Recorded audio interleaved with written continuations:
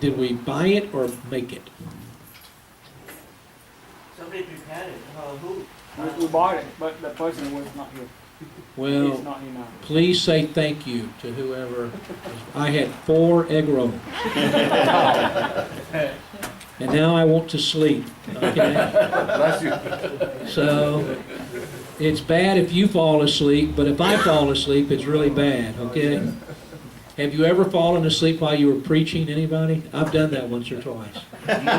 So that's how I feel right now. I've been running really hard lately, and I'm just very, very tired. So forgive me if I fall asleep. Okay. But thank you for the food. It was very good. It is an honor to be here with you. I've fallen in love with you. You're very gracious and hospitable. Thank you. Thank you.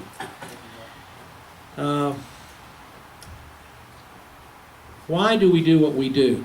Have you ever preached a sermon, but you were not sure what kind of invitation to give?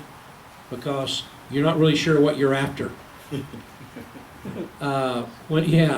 Whenever I have to struggle to decide what kind of invitation to give, I know the sermon is not crafted very well.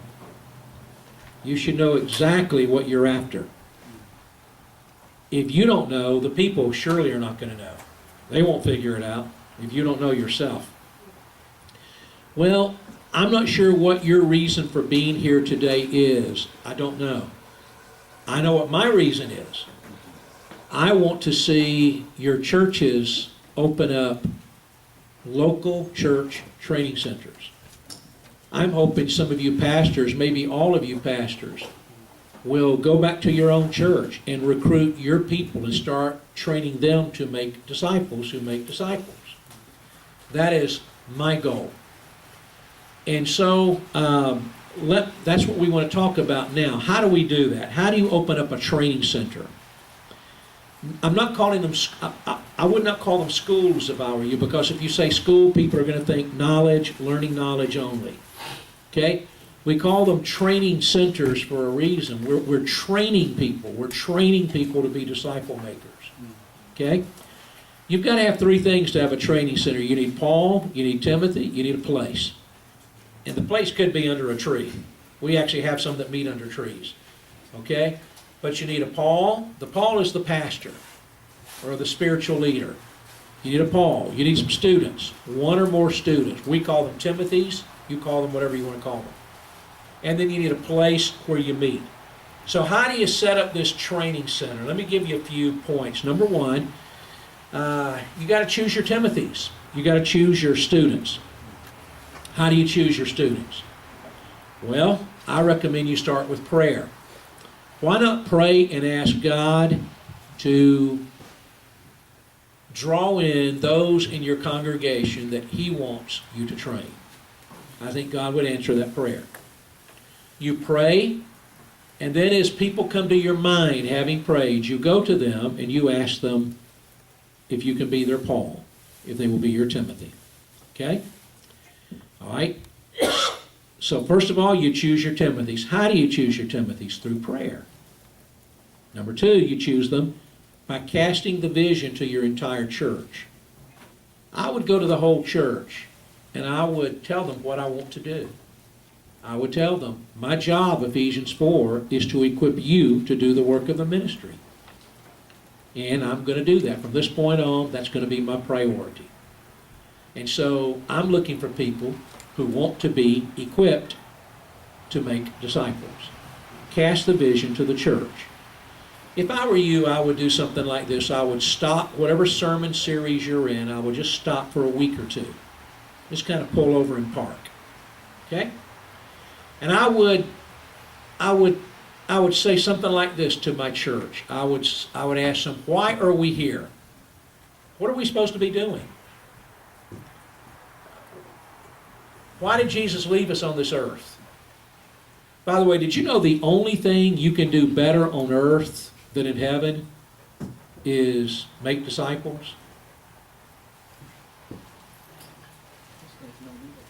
How many of you think you'll have more knowledge in heaven than on earth? I do. Do you think you'll be dumber in heaven than you are here? Lord, I hope not. We'll be able to sing good in heaven. I told a worship leader last night, wherever I was, I don't even remember, that's bad. Tennessee. I told a worship leader last night, I can't sing. I tried to join my church choir twice, and my worship leader would not let me join the choir. Okay? But when I get to heaven, I'll be able to sing. I'll live a much holier life in heaven than I do on earth. You can live better in heaven. The one thing you can't do in heaven is make disciples, because everybody up there is already a believer. So I would say to my people, why are we here? What are we supposed to be doing? All right, are we doing it? If we're not doing it, why aren't we doing it? Who wants to do it? You don't know how to do it? How about if I train you? Who's willing to be trained to do what Jesus left us on this earth to do? Now look up here. If you've got this many people in your church, you're going to end up with this many that want to be trained. That's not bad. That's very good. May I remind you, Jesus preached to thousands. Somebody tell me, how many did he choose? How many disciples did Jesus choose? 12. And he even lost one of them. And he was God. Okay?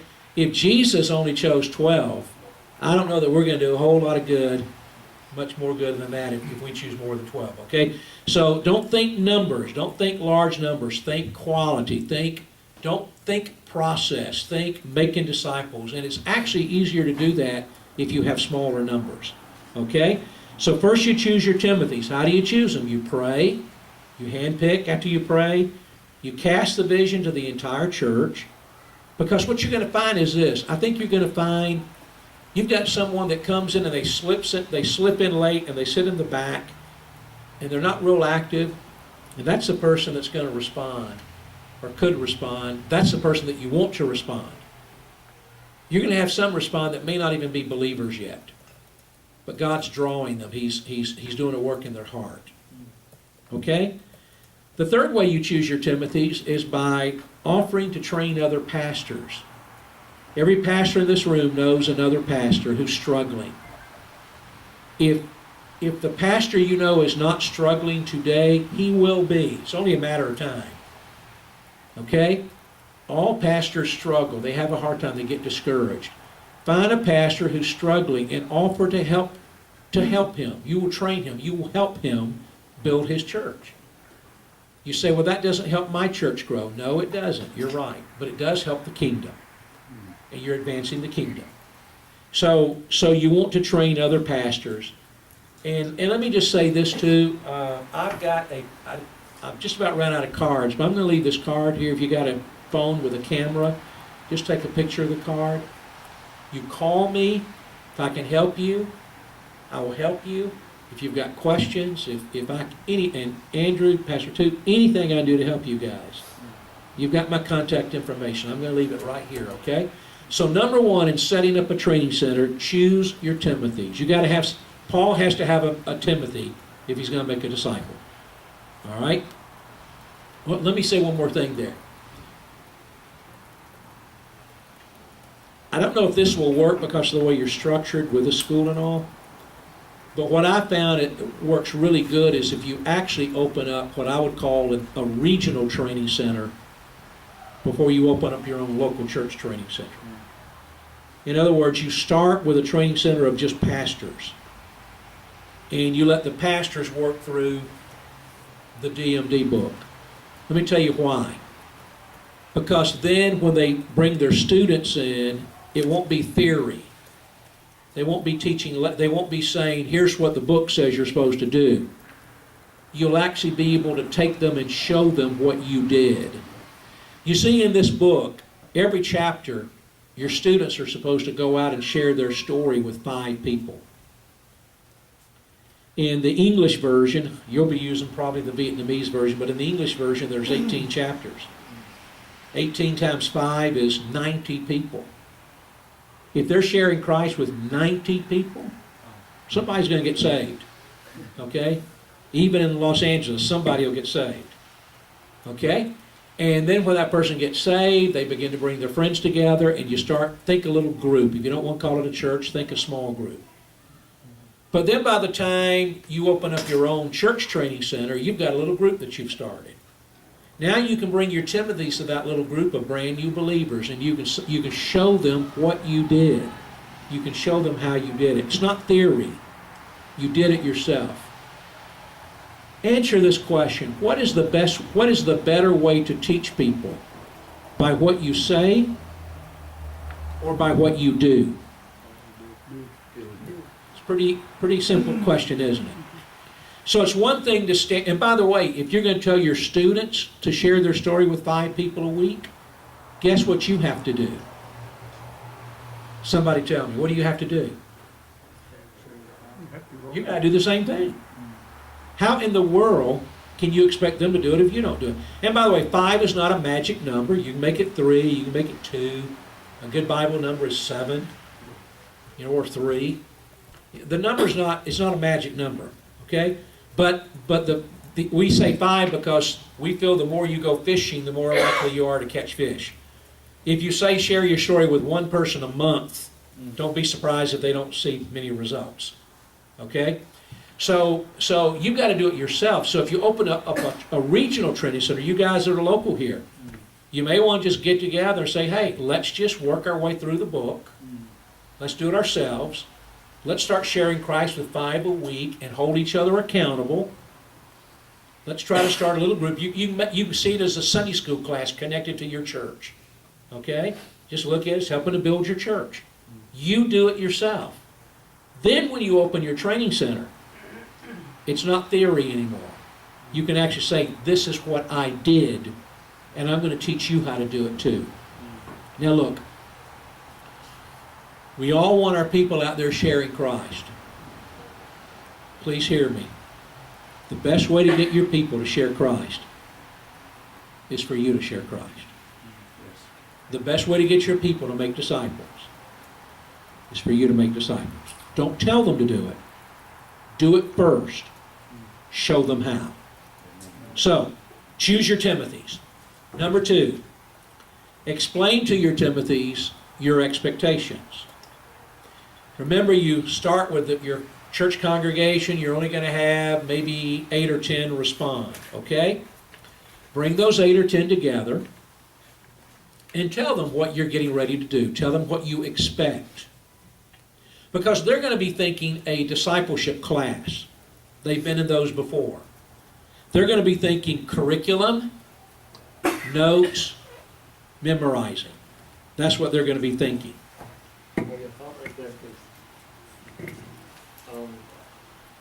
Phần thứ nhất mà ông David đã truyền tải đến cho chúng ta đó trong buổi chiều hôm nay về vấn đề làm thế nào để chúng ta có thể bắt đầu một cái phong trào chứng đạo cũng như là phong trào môn đệ hóa trong hội thánh của chúng ta. Câu hỏi thứ nhất là làm thế nào để chúng ta set up một cái trung tâm huấn luyện hoặc là một cái nơi mà bắt đầu chúng ta làm việc. Ông nói rằng bước thứ nhất trong cái bước 1 này đó là hãy cầu nguyện xin Đức Chúa Trời Ngài open up, có nghĩa là Ngài mở mắt chúng ta cũng như là mở cho cơ hội chúng ta có những cái Timôthê nào trong hội thánh của mình và chọn họ ra. Bạn phải rồi sau đó bạn có một nhóm người đó rồi bạn phải chia sẻ cho họ biết khải tượng của bạn và kêu gọi họ rằng nếu mà họ muốn trở thành những người được huấn luyện, được học hỏi dưới chân của bạn thì phải cho họ biết cái khải tượng của bạn là như thế nào. Và hỏi họ câu hỏi là tại sao chúng ta đến nơi này, tại sao chúng ta có mặt ở trên thế gian này, tại sao chúng ta phải đến nhà thờ để nhóm. Chúng ta không cần môn đệ hóa trên thiên đàng, bởi vì trên thiên đàng thì có rất là nhiều tín hữu rồi và những người đó thì sẽ biết nhiều hơn, hát hay hơn và sống tốt đẹp lòng Chúa hơn. Cho nên chỉ có một cái nơi để chúng ta môn đệ hóa tốt nhất, đó là ở dưới đất này. Và sau đó bước tiếp theo nữa là chúng ta có thể tìm kiếm những Timôthê, là những người mà trong các hội thánh khác, các mục sư khác là những người đang struggle, thì có nghĩa là những người đó đang có một thời gian rất là khó khăn trong chức vụ của họ và offer cái help của mình đến với họ và nói rằng tôi có thể giúp cho hội thánh của bạn, làm sao tôi có thể giúp cho bạn và hội thánh của bạn được tăng trưởng. Rồi chúng ta cũng có thể làm tất cả những điều đó, nhưng mà trước hết là chúng ta phải bắt đầu với chính mình. Chúng ta phải là cái người làm chứng. đưa ra một cái con số từ 2 tới 3 tới 5 hoặc là 7 người trong một tuần, và chúng ta phải làm cái điều đó trước, rồi sau đó chúng ta sẽ mời những người khác và bắt đầu tiến hành cái tiến trình môn đệ hóa cho chính mình. Qua bước thứ nhì thì David nói rằng là thứ nhất là làm sao thế nào để set up một cái trung tâm hoặc là một cái nhóm Timothy cho chúng ta. Cái bước thứ nhì là phải giải thích cho những người Timothy của chúng ta đó có những cái trông đợi gì, chúng ta mong mỏi gì nơi họ, expectation của mình là cái gì, và phải cho họ biết cụ thể. Thank you. What are your expectations? There are three of them. Number one, time. Number two, accountability. Number three, reproduction. Time. If I'm going to mentor you, you've got to have the time. You've got to show up for the classes. You've got to be willing to meet with me outside of the classes. Paul cannot mentor Timothy if Timothy is not there. Okay? That's going to be a hard one. One of you has already brought that up today. You live in a very fast-paced area, very little time. I met some Korean guys up in San Francisco area. They have church at 10 o'clock on Friday night. The reason they have church at 10 o'clock on Friday night is they all own businesses. That's about the only time they're off. Well, you may have to mentor them at 10 o'clock on Friday night. You just have to find the time. All right? So, now where I live in West Palm, my church, when I was pastoring, I had people, men and women, that would get on a plane on Sunday afternoon or early Monday, fly to New York, and work there all week and fly home Thursday afternoon or Friday afternoon. Paul can't mentor Timothy if Timothy's never there. They're going to have to make the time. If they cannot make the time, I don't think it's going to work. Okay? Number two, accountability. You must explain to them that this is not business as usual. You're not going to just teach lessons. The books that you have will provide great knowledge for them. But you're going to hold them accountable to actually do the work. In other words, every week you're going to ask them, did you do what I told you to do? Tell me what you did and what happened as a result. If they do not want to be held accountable, then it will not work. All they'll do is come and listen and take notes. They'll be able to write a paper. They'll be able to write a paper, maybe. But that's all they'll be able to do. Okay? Time, accountability, reproduction. You expect them to reproduce. You expect them to lead people to Christ and begin discipling them. As you are discipling Timothy, you expect Timothy to disciple faithful people. We would say Titus. Okay? Now, please hear this next statement. You just narrowed it down. You started with a big church, your church. You got it down to about 10 or 15 that said they want to be disciple makers. But after you explain everything I just explained, you just got it really small. You may not have that many left over. You say, oh no, that's not good. No, that's very, very good. It's very good. Again, Jesus was God. Jesus could walk on water. Can anyone in this room walk on water? Can anyone in this room open blind eyes? Jesus could. Jesus could speak and the storm stopped. And he only chose 12. All right? I think he could have discipled 1,000 with his hands tied behind his back. I think he could have done it. Mm-hmm. He didn't. Why didn't he? I think he was presenting a model for us. He was showing us how to do it. It's not how many. It's the quality of the people that you're training. Your most valuable commodity is your time. Do not invest your time in people that are not going to reproduce. It's a very poor use of your time.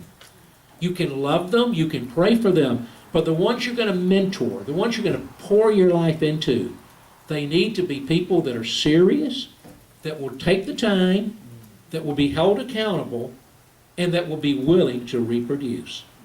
Now, because of that, number 3, we recommend that you not personally mentor more than 5 Timothys at a time.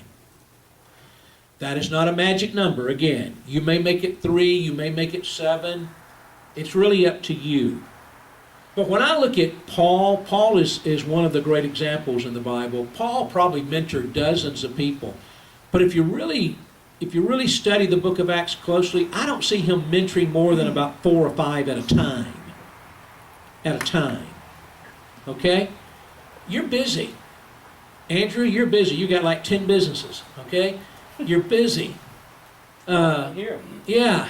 I forget it. Yeah, well, everybody here, everybody in this room is busy. Okay? I'm busy. You can only mentor so many people well. Now, you can have a classroom full of people, but I'm talking about pouring your life into them. You're going to find it hard to do that with more than 4 or 5.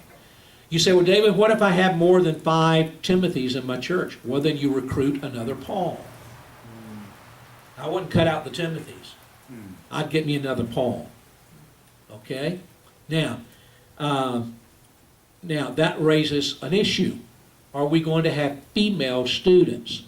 And I highly recommend that we have female students. Ladies, I am not trying to be politically correct. I'm just trying to be biblically correct. Amen. I see in the Bible Priscilla and Aquila discipling Apollos. And Apollos turned out pretty good. Ladies, I do not know about Vietnamese ladies. American or Anglo women they tend to be a lot more relational than men. They talk a lot more than men. My wife will say about 10 words for every 1 word I say. Okay? And they talk and they get to know each other and they share and they talk about each other's family and what's going on and their problems and they get to know one another, and that opens all kinds of doors for ministry. Whereas us guys, we just kind of sit there and we don't say much. So it's a little bit more difficult. Okay? You want to have female Timothys, again, Timotheas. But now we got a problem. If you have the Paul mentoring Timothea, that's not a good idea. We don't think it's good for a man to mentor a woman or for a woman to mentor a man. So now you got to have a female Paul. We call the female Paul Pauline or Paula. Okay? So if you're going to have female students, and I think you need to, you're making a mistake if you don't. Then you got to also have a female trainer, a Paula or Pauline. Now, the temptation is to find the lady in your church who went to Bible college and who sits on the front row and who volunteers for everything. That is not necessarily the best person to choose. Okay? The best person to disciple makers is someone who is a disciple maker themselves. You've got to look at your church. What lady in your church is making disciples? That's the one you want to choose to disciple makers. Yes, sir? Beginning of this class, you mentioned we go through this book with someone with the intention that they would also be a disciple maker. Well, that's overseas. What I'm talking about in your church is I recommend you open up your own training center where you recruit students and you begin taking them through the book. At some point, they start leading people to the Lord. Your students do. They will gather those new believers together, maybe at their house or somebody else's house. And then at that point, they will start teaching the new believers. They can teach them this if you'd like. There's also some other stuff they can teach that I'll get. But the idea of the expectation you have there At some point, is not for the new believer though. At some point, you expect your Timothy to lead people to the Lord, start a little group, and start discipling them. Yes. But this newborn believer, how can you expect them to reproduce and accountable and have time? Because you're working with them every week. You're teaching them. You're training them. It may be 3 or 4 months before they start a group. It may be 6 months before they start a group. Okay? Because of your time restraints. But let me ask you this question. Let me answer the question this way. How much time is covered in the book of Acts? It's about 35 years. Okay? In chapter 1, there is no church. In chapter 2, there's one church. In the whole world, there's one church. It's in Jerusalem. By the time you get 30 years later to chapter 28, there are churches everywhere. Jerusalem, Judea, Samaria. Now there's a church in chapter 28 in Rome, Italy, which was the capital city of the ends of the earth. In 30 years, the church spread from one church in Jerusalem to maybe thousands of churches, all the way to the capital city of the ends of the earth. They did it without one of these, without one of these, without cars. I'm not even sure if you can walk from Jerusalem to Rome in 30 years. It might take that long. They did it without airplanes. They did it without denominations, without mission boards, without publishing houses. They didn't even have a whole Bible. All they had was the Old Testament. They had the verbal teachings of Jesus, which weren't even written down yet. Think about that. They didn't even have the whole Bible. Yet the church spread quickly, rapidly. It was, I tell you, you tell him, he tells her, she tells her. Now, but I don't just tell you then let you go. I work with you. I'm connected. That's what I'm talking about, the mentoring. I'm close to you. It's Paul with Timothy, spending time together. I send you out to do ministry. You come back, you report. I help you. I correct you. I train you. I encourage you. I send you back out. You come back. And so that's kind of how they did it. But yeah, I think they did it a lot quicker than we do it. That's what I think. So anyway, let me get back to the lesson here. Number 3, you got to make sure you have enough Pauls for your Timothys. I would recommend 1 Paul for every 5 Timothys. That's my recommendation. If you want to do more, do more. Number 4, order your books. Order your books. Now, you don't have to use our books. The Converge guys are using our books right now. There are a lot of good stuff out there you can use. I just recommend you use something that's solid in the Bible and that will encourage disciple making, which is really church planting. I don't see a lot of difference in the two. Okay? You want to order your books. Now, please hear this. We have, like I said, 12 books. If you spend 30 hours per book, that's 360 hours. If you take 1 hour a week to study, that's 360 weeks, which is 7 years. Okay? That's a long time. I don't know that you need to spend that much time here in the States. Your people's Bible knowledge is going to be a whole lot greater than someplace where there's never been a Christian. Okay, number 1. But number 2, whether you get through all the books or not, to me the main thing is not that you finish the curriculum. It's that you make disciple makers. The goal is not to finish a curriculum. The goal is to make solid biblical disciple makers. So, take your time. Take your time. Don't rush it. I don't think Paul said to Timothy, I can't answer that question. We're only on page 13. We got to get to page 16 tonight. I don't think Paul did that. Take your time. It's like raising a child. It's going to take time. Okay? So take your time. If it were me, and you're using our stuff, I would start with this book. If it were me, and you could only teach 1 book, I would take this book over the other books. Because this is what will train them how to make disciples. The other books were designed to teach them the Bible so that they can be effective and solid, orthodox in what they're teaching their people. But this is designed, if you leave this out, you end up with people that have knowledge, can write papers, can outline a sermon, but they may never make a disciple in their life. That's what you can end up with if you're not careful. Okay? So, order your books. Take your time. The goal is not to finish books. The goal is to make disciples who make disciples. Number 5. Determine the time and place where you're going to meet. It can be in your church. It can be in your house. It can be in a coffee shop. Okay? Just determine the time and the place. I would try to have at least 60 minutes to meet with them. 90 minutes is a whole lot better.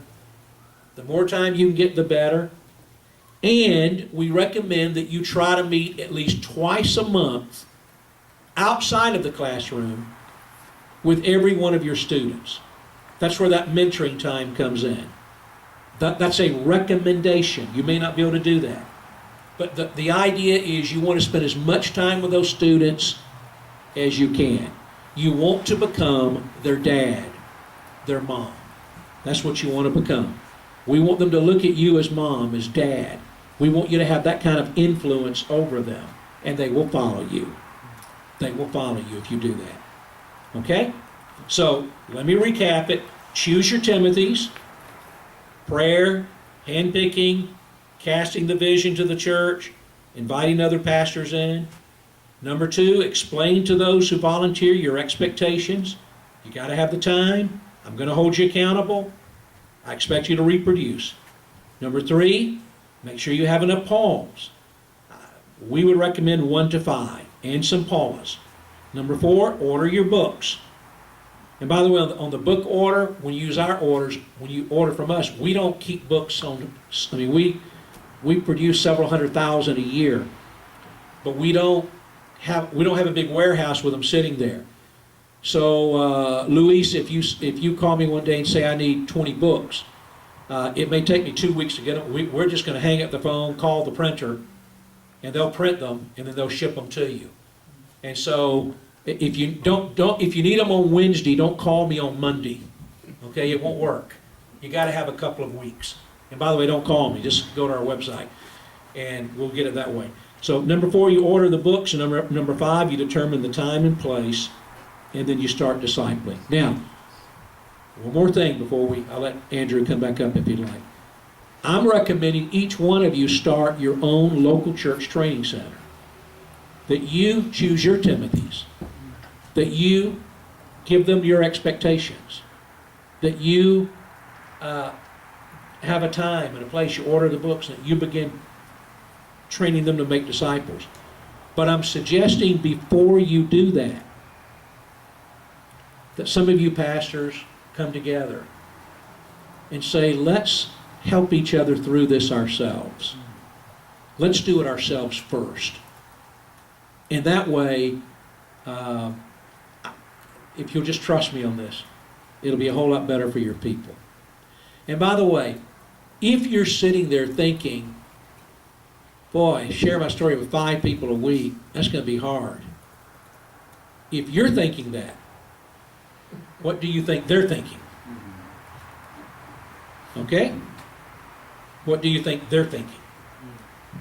Now, I want to say it again. 5 is not a magic number. You decide the number.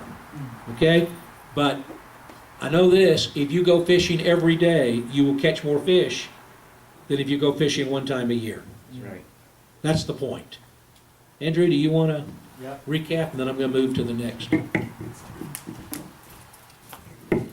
Điểm thứ hai mà ông nói đó là chúng ta phải giải thích cho những người volunteer trong hội thánh chúng ta là những Timothy đó biết về cái mong đợi của chúng ta.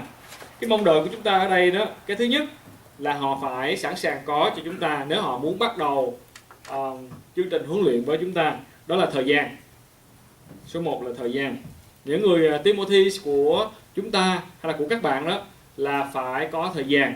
Vì thời gian là cái điều quý nhất mà chúng ta có và họ cũng có thể do chúng ta để họ ngồi đó để họ học. Phaolô sẽ không có thể nào môn đệ hóa Timothy nếu Timothy không có mặt với ông, đúng không ạ? Thứ hai là chúng ta phải giải thích cho họ cái trong đời của chúng ta là họ phải có tinh thần trách nhiệm. Vì nếu mà họ không có tinh thần trách nhiệm thì những gì chúng ta dạy cho họ đó xong rồi về nó tuốt luốt nước đổ lá môn. Họ sẽ không có trách nhiệm. Và nếu mà họ không cho phép chúng ta hỏi những câu hỏi trách nhiệm hoặc là truy vấn họ về công việc họ làm đó thì cũng rất là khó để chúng ta có thể huấn luyện họ. Cho nên điều kiện thứ hai để làm một môn đệ của mình đó, thì họ phải cho phép chúng ta theo dõi và truy vấn về trách nhiệm của họ.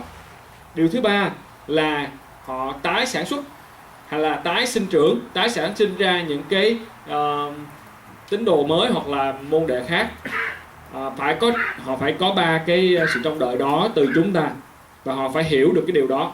Có nghĩa là chúng ta sẽ tìm ở nơi họ những 3 cái giá trị đó. Ông nói rằng là chúng ta có thể chọn cái con số 5. Vì cái con số đó thì nó cũng vừa phải, 3, 2 hoặc 1, hoặc là nếu mà nhiều quá thì 7, nhưng mà ông khuyên là đừng có đi quá 5. Bởi vì nếu mà chúng ta có 5 người á, thì chúng ta sẽ rất là bận rộn. Nghĩ đến Chúa Giêsu là Đức Chúa Trời, có thể đi trên mặt nước, có thể chữa người bệnh, người mù, kẻ chết sống lại, mà Ngài chỉ có chọn 12 thôi. Thì tôi nghĩ là 5 là vừa đủ. Nhưng mà nếu bạn có nhiều hơn 5 thì sao? Nếu bạn có nhiều hơn 5 thì chúng ta cũng đừng có đuổi họ đi. Nhưng mà hãy đi tìm một ông Phao-lô khác giống như mình để take care cho họ. Hoặc là Phao-lô nữ hoặc là Phao-lô nam. Nhưng mà cái điều quan trọng mà ông nói rằng là chúng ta đừng nên để Phao-lô nữ môn đệ hóa một Timôthê nam, hoặc là một Phao-lô nam mà phải đi môn đệ hóa một cái Timôthê nữ. Cross cái giới tính thì nó rất là khó. Cho nên ông khuyên chúng ta nên làm nam tu nam, nữ và nữ. Và ông nói rằng là nếu mà chúng ta làm được cái công tác đó thì chúng ta sẽ có đủ Phao-lô cho Timôthê. Và nếu mà chúng ta nhân giống như vậy thì hội thánh chúng ta sẽ rất là rapid, sẽ phát triển rất là nhanh. Bởi vì chúng ta không có muốn waste thời gian. Quý vị nên nhớ là thời gian là rất là quan trọng. Nếu mà trong hội thánh quý vị, như hội thánh Mục Sư Linh, mà Mục Sư Linh kêu gọi một cái bài giảng thật là nóng cháy và có khoảng 30 Timôthê trong hội thánh muốn sign up và muốn học ngay, thì Mục Sư Linh đâu có dạy gì mà bỏ họ rớt qua hội thánh của tôi. Phải không ạ? Mục Sư Linh phải đi kiếm Phao-lô giống như Mục Sư Linh để train họ và nhân nhận. Tất nhiên chúng ta không phải là vì hội thánh ai, nhưng mà tôi muốn dùng cái ví dụ đó để nói rằng chúng ta phải tranh thủ thời gian để phát triển hội thánh của Đức Chúa Trời. Điều thứ ba mà ông nói trong cái chương trình chiều hôm nay, làm thế nào để chúng ta khởi xướng cái chương trình làm việc của chúng ta, đó là chúng ta phải điều thứ tư là chúng ta phải order những quyển sách, tài liệu mà ông đã đưa ra. Cái tài liệu quan trọng nhất đó là ông nói cái tài liệu DMD này. Nếu trong 12 cuốn chúng ta không có thì order cuốn này trước nhất đi. Vì cái cuốn này nó sẽ giúp cho chúng ta khởi động fast start cho hội thánh của chúng ta ngay lập tức. Nếu mà sau bài giảng mà hội thánh chúng ta bắt đầu ready rồi đó, thì chúng ta fast start hỏi cái này. Và cái tài liệu này là tiếng Anh, nhưng mà chúng tôi cũng có tài liệu tiếng Việt rồi, Mục sư Tú đã có rồi, thì liên hệ với lại chú Bình, make copy, fast track là xong. Quý vị đừng có để là chủ nhật này làm thì thứ bảy kêu Mục sư Tú làm, thì hoặc là chú Bình làm thì chắc không kịp, nhưng phải plan ahead of time. Ok, đó là cái good là chúng ta đã có tài liệu tiếng Việt rồi. You guys have it already? Oh, you have English, right? Mexican? Spanish? Yeah? Please. Oh, we don't speak Spanish, sorry. Okay. Stick with English. Ok. Cho nên đó là những cái thứ tiếng mà họ cần phải có để họ làm. Chúng ta đã đi trước và chúng ta phải làm cho lẹ, chứ không thôi để thua họ. Okay. Và cái thứ năm là chúng ta sẽ phải định ra thì giờ và cái nơi để chúng ta bắt đầu cái chương trình huấn luyện của chúng ta ngay. Vì nếu mà chúng ta bàn tính rất là hay, order sách và book hết rồi, nhưng mà không có cái bước thứ năm là định thời gian và bắt tay vào việc, thì chắc chắn là chúng ta cũng sẽ chỉ đứng ở đó mà thôi. Okay. Dr. Nelm, quick question. Just want to understand clearly.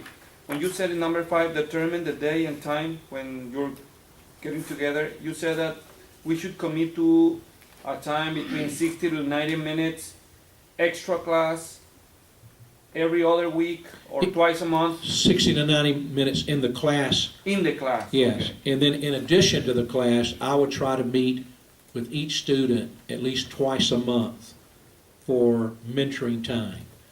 So if you have 5 students, that's 10 mentoring appointments a month right there. Now, on top of everything else you're doing, that's a lot. So that's why I say You can group them together. you can group them together. That's true. You know, you can have a men's. Let's say you might have 2 or 3 guys that you can meet together with for breakfast. So you're right. So what's the agenda for that meeting? It's just you getting to know them, praying with them. What are you struggling with? Tell me about your marriage. What are your besetting sins?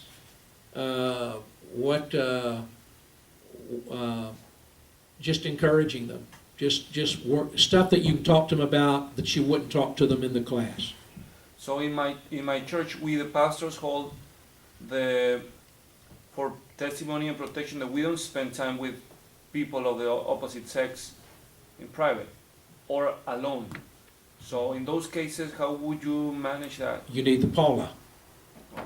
the female Paul, will take care of them. Or maybe if it's a husband and wife team, maybe together, maybe. Okay. But I think ladies, there are things ladies they're gonna open up more if it's to a woman. There are things that a man's not gonna say if there's a lady sitting there, including his wife. Okay. So I think it's best to keep it separate. Thank you. That's my opinion. That's what I've experienced over the years. Has nothing to do with TTI, just as a pastor. Andrew, before I forget, can we give one of these to the pastors? And then if anybody that wants one or more of these, they can have them. Here, there's some more here, Faith. And then also, let me tell you what I want to do here. If you guys will look up here, see this card?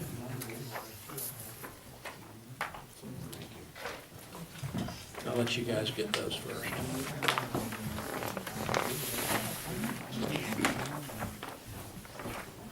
You can take as many of those flyers as you want.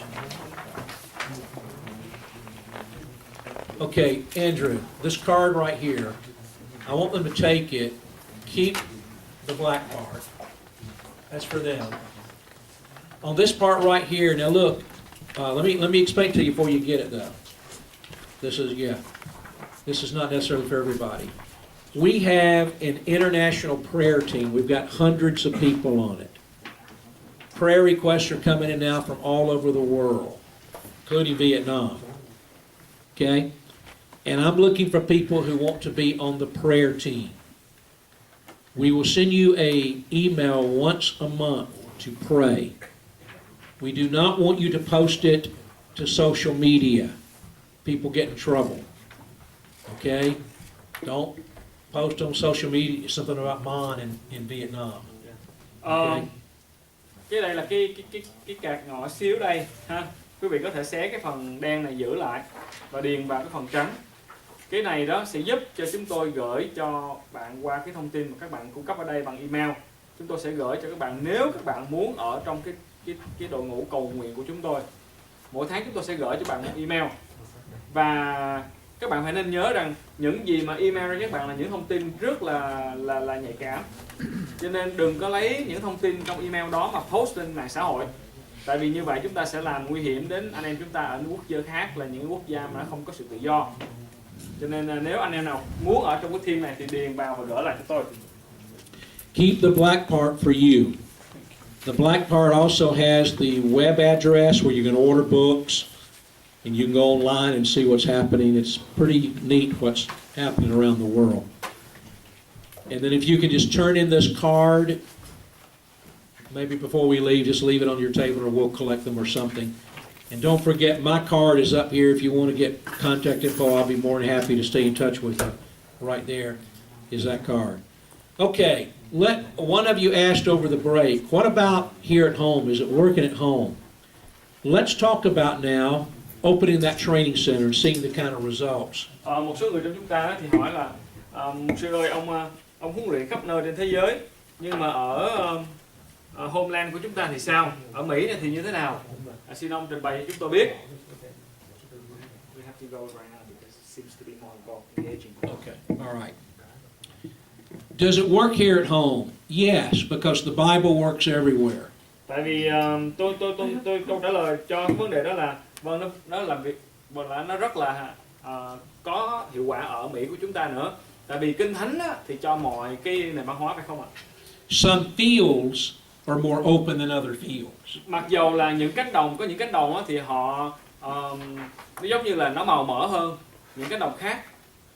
And there is no, in my opinion, I do not think there's anything in the United States right now that would be called a church planting movement. Và theo tôi nghĩ rằng ở Mỹ này chưa có một cái phong trào nào gọi là một phong trào phát triển hội thánh mới cả. But that does not mean that we cannot make disciples or plant churches.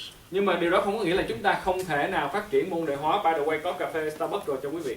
We can make disciples and we can plant churches. Chúng ta không thể có môn đệ hóa thì chúng ta không thể phát triển hội thánh mới được.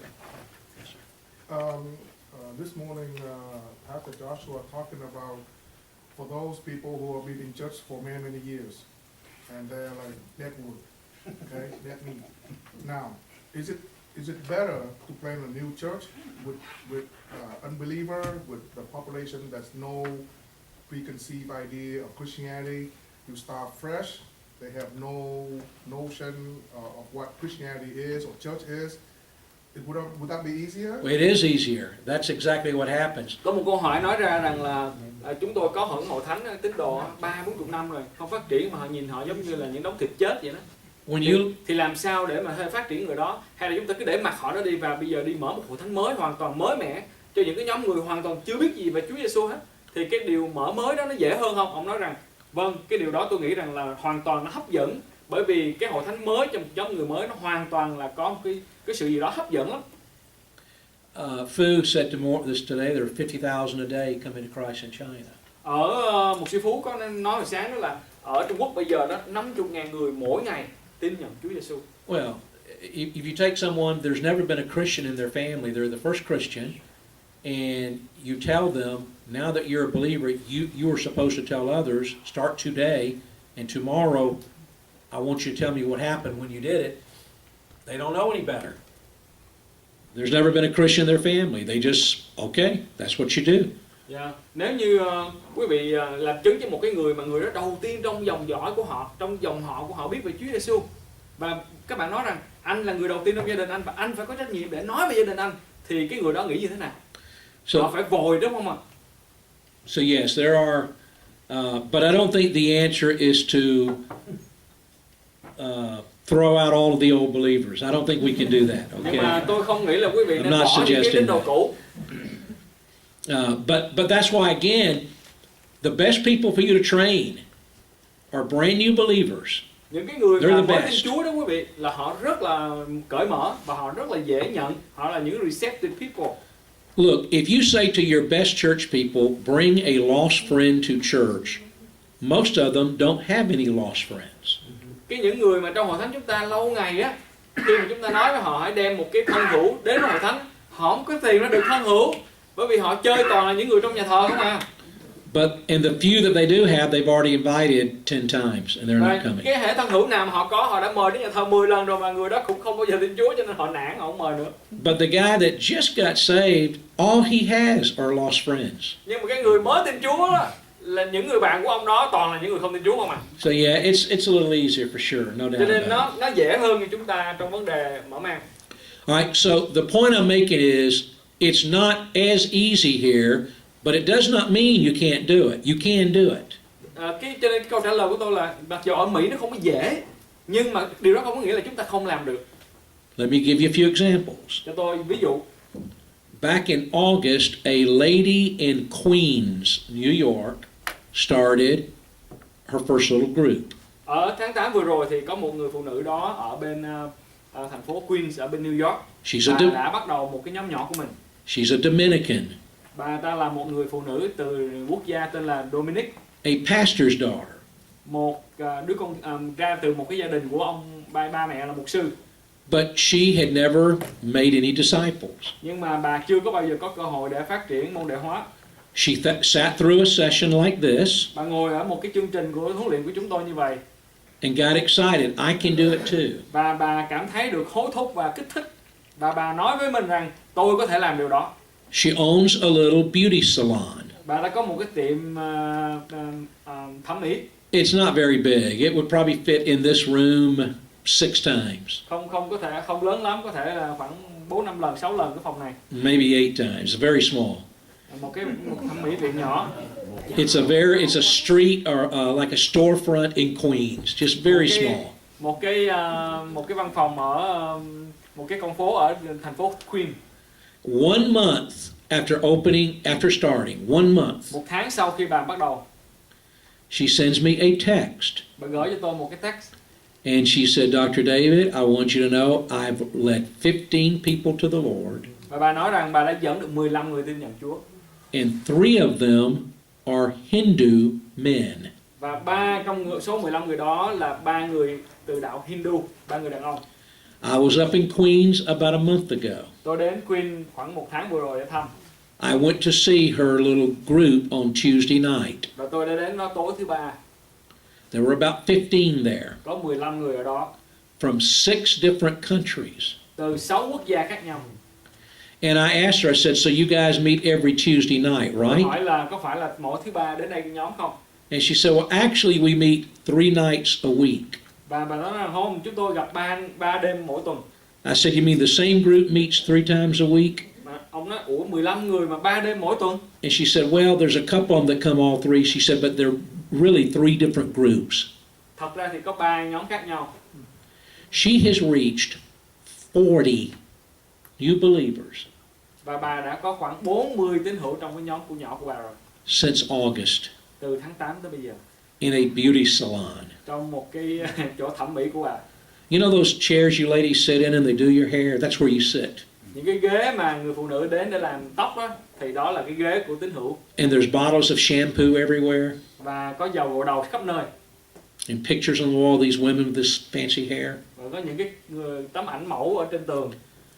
40 people, Và 40 người tín hữu mới trong cái nhóm nhỏ của bà. including Hindus. Có những người Hindu. Can we do it here in the States? Yes, we Có can. thể làm ở Mỹ được không ạ? Vâng, có thể được. There's another Dominican in New York. Và một ví dụ khác là cũng có một người Dominic khác ở New York. He has ladies in his church that own beauty salons. The Dominicans kind of do beauty salons. Và ông cũng có những cái người phụ nữ khác trong nhà thờ của ông cũng làm thẩm mỹ viện. By the way, every nail place in Florida is owned by Vietnamese. Và tất cả các tiệm nail ở Okay. Florida thì cũng là người Việt Nam làm chủ hết cả. You guys do the nails, the Dominicans do the beauty salons. Nếu mà người Việt Nam làm nail thì những người Dominic đó, họ làm thẩm mỹ viện. Well, he has started groups in 30 beauty salons. Và ông ta đã bắt đầu mở những cái nhóm nhỏ trong 30 cái thẩm mỹ viện nhỏ. You know how much money it cost? Tốn bao nhiêu tiền quý vị biết không? Nothing. Chẳng có tốn đồng nào hết. His people own the beauty salons. Bởi vì những cái người mà ông mua đều hóa đó là chủ của những cái tiệm nail đó. He doesn't Cái pay salon đó. no salaries. Chẳng No. có trả lương. Yeah. Can it be done here in the States? Có thể Yeah. làm ở đây không? Vâng, có thể. Find a beauty salon. Hãy đi kiếm một cái thẩm mỹ viện. There's a guy in North Carolina Một người khác nữa ở tiểu bang Bắc Carolina who started a group in a prison in Florida. và ông ta đã mở một cái nhóm nhỏ ở một cái nhà tù ở Florida. This guy used to be in prison himself. Ông trước